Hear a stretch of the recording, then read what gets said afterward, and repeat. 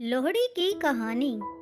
गंजीबार क्षेत्र में एक ब्राह्मण रहता था जिसकी सुंदरी नामक एक कन्या थी जो अपने नाम की भांति बहुत सुंदर थी। वह इतनी रूपवान थी कि उसके रूप, यौवन व सौंदर्य की चर्चा गली गली में होने लगी थी। धीरे धीरे उसकी सुंदरता के चर्चे उड़ते उड़ते गंजीबार के राजा तक पहुँचे। राजा उसकी सुंदरता का बखान सुनकर सुंदरी पर मोहित हो गया और उसने सुंदरी को अपने हरम की शोभा बनाने का निश्चय किया। गंजीबार के राजा ने सुंदरी के पिता को संदेश भेजा कि वह अपनी बेटी को उसके हरम में भेज दे। इसके बदले में उसे धन दौलत से लाद दिया जाएगा। उसने उस ब्राह्मण को अपनी बेटी को उसके हरम में भेजने के लिए अनेक तरह के प्रलोभन दिए। राजा का संदेश मिलने पर बेचारा ब्राह्मण घबरा गया।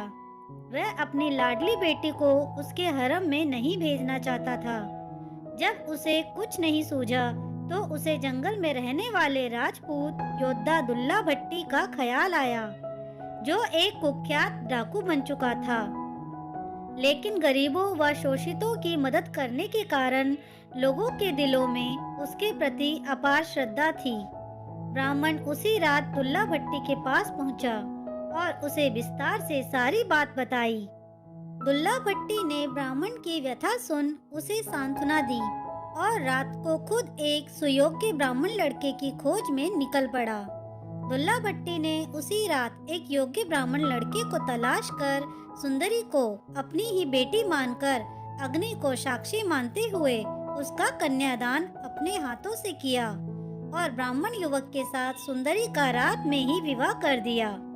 उस समय दुल्ला भट्टी के पास बेटी सुंदरी को देने के लिए कुछ भी नहीं था, अतः उसने तिल व शक्कर देकर ही ब्राह्मण युवक के हाथ में सुंदरी का हाथ थमाकर सुंदरी को उसकी ससुराल विदा किया।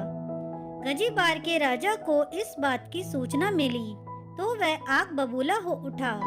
उसने उसी समय अपनी सेना को गंजीबार इलाके पर हमला करने तथा दुल्ला भट्टी को का खात्मा करने का आदेश दिया। राजा का आदेश मिलते ही सेना दुल्ला भट्टी के ठिकाने की ओर बढ़ी, लेकिन दुल्ला भट्टी और उसके साथियों ने अपनी पूरी ताकत लगाकर राजा की सेना को बुरी तरह धूल चटा दी। दुल्ला भट्टी के हाथों शाही सेना की करारी शिकस्त होने की खुशी में गंजीबार में लोगों ने अलाव जलाए और दुल्ला भट्टी की प्रशंसा में गीत गाकर भांगड़ा डाला।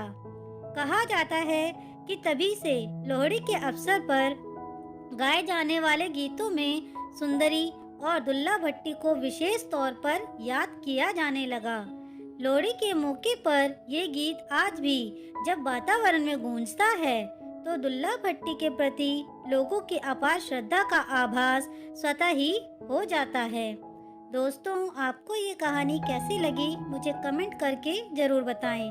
कहानी अच्छी लगी हो तो प्लीज़ इसे लाइक, शेयर और मेरे चैनल को सब्सक्राइब करना ना भूलें। कहानी सुनने के लिए आपका बहुत बहुत धन्यवाद।